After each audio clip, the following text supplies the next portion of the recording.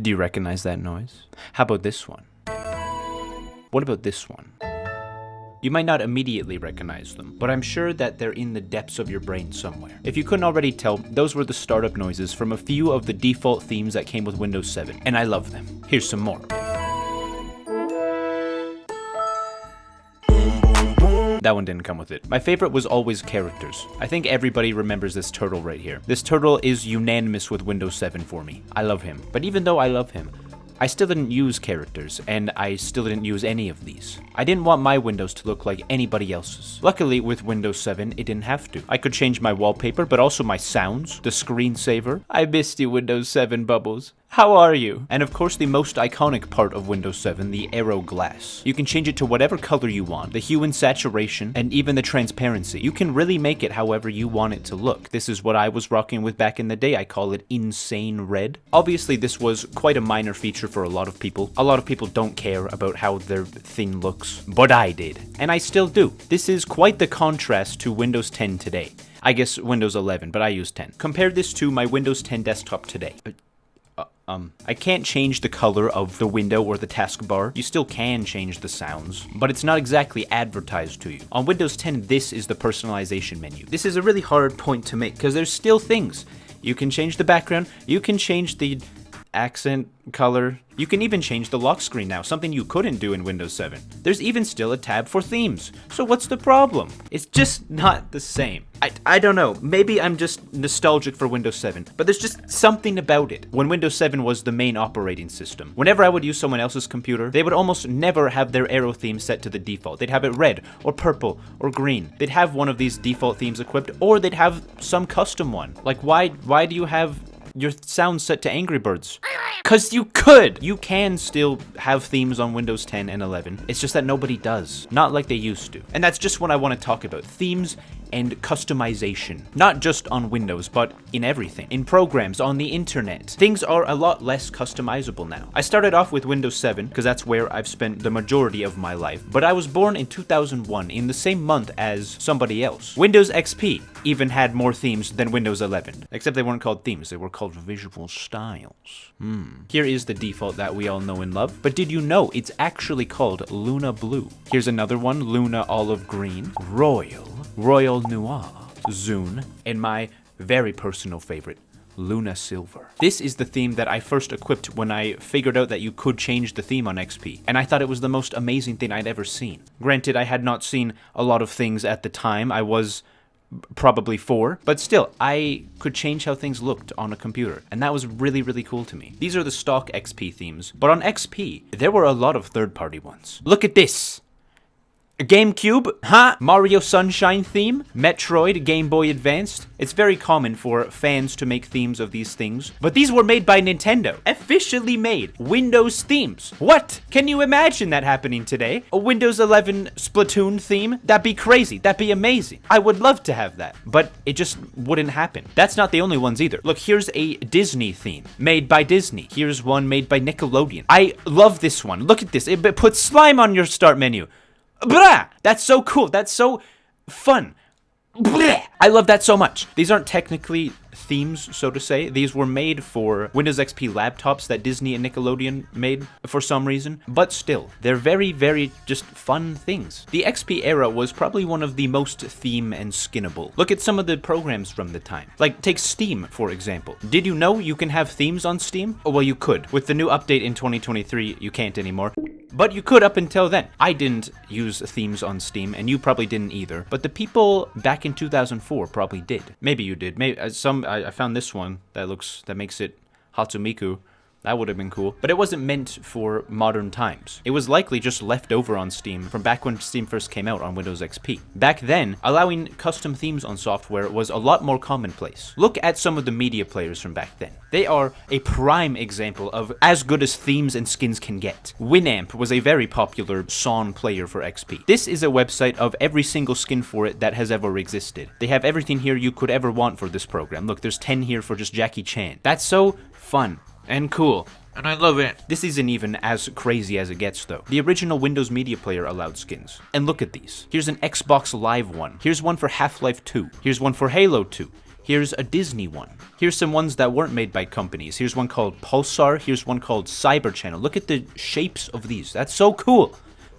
This one makes it look like a painting. This one is based on the Renaissance era and Leonardo da Vinci. Who is this for? I was about to ask, but it doesn't matter. It's themes. You can make it however you want. And it's so fun. Probably the most memorable of all, though, is this head. Why is it a head? Why is it green? Fuck it. Why not? It's themes. You can make whatever you want. When it came to how you pressed pause and play on your music in the early 2000s, the possibilities were truly endless. There was something for everybody, which is so cool. Why isn't this a thing now? Compare these with the Spotify client today. This is how mine looks, and it's also how yours looks, which is lame, which is just not fun. Look at the designs on these skins. They're not even square. They're these crazy weird shapes. They're meant to look dirty and real. When's the last time you ever saw a program as unique as these? And these are from 20 years ago. On today's programs and things, it seems like there's just a general lack of fun, and it makes me very sad. I've talked about Windows and I've talked about programs, but one gigantic thing I still want to talk about is the internet. The internet used to be so much fun. When you clicked on things, it went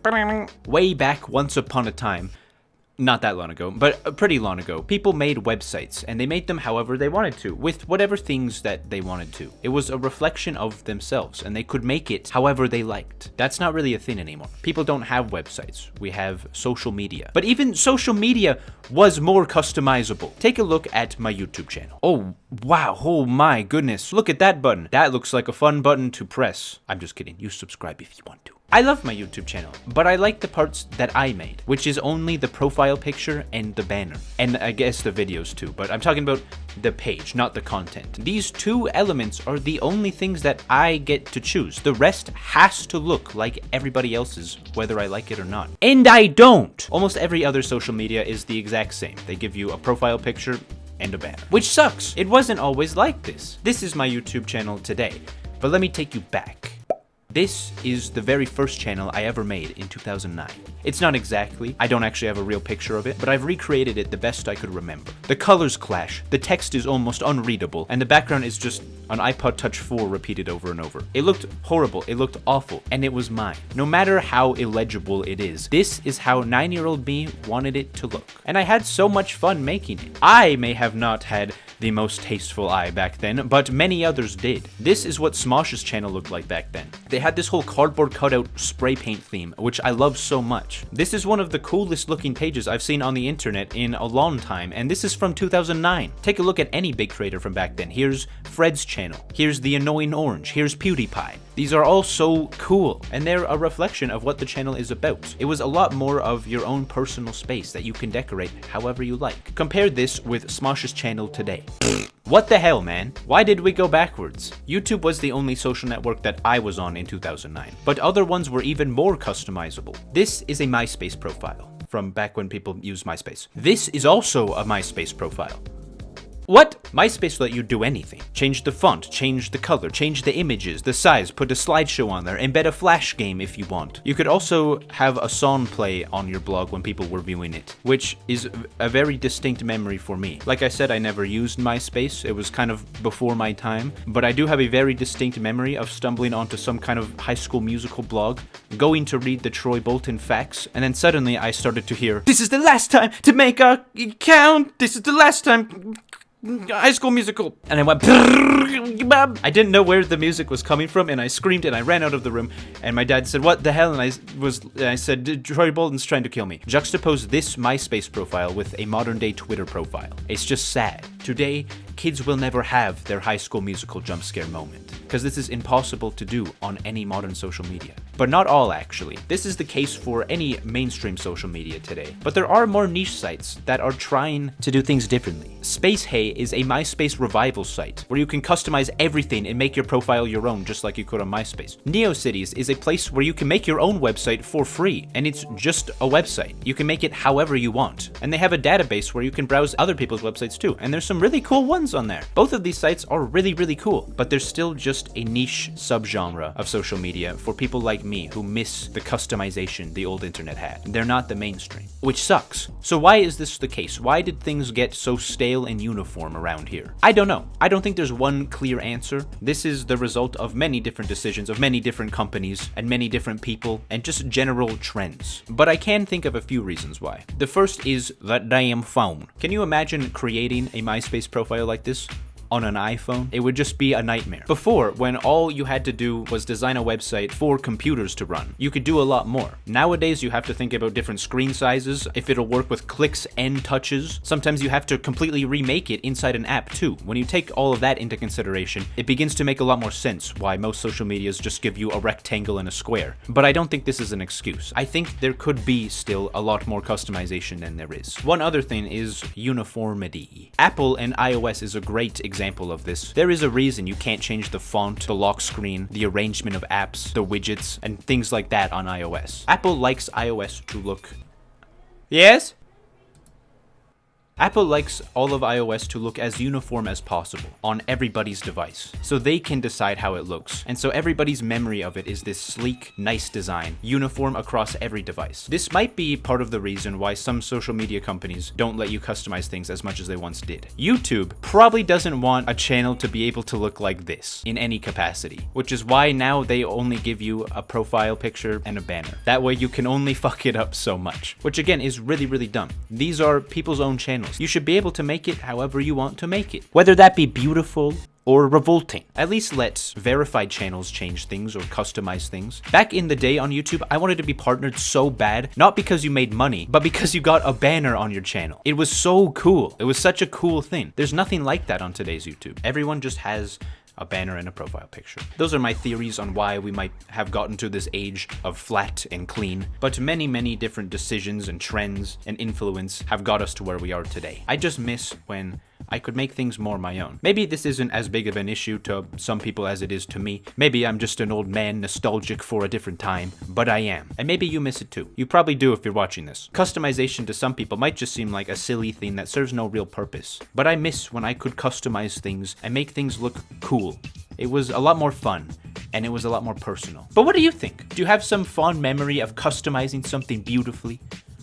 Or disgustingly? Or maybe you're some weirdo who likes today's flat, minimalist design. Either way, let me know in the comments. I would love to hear it. Thank you so much for watching. Have a wonderful evening. Goodbye. Hello, welcome to the end card. Since you're here, do you want to know a secret? That outro was recorded several days later than the rest. I didn't like how my hair looked, so I put on the shirt and recorded it again. You see, sticking around for the end card pays off. You get to learn things. Okay, bye.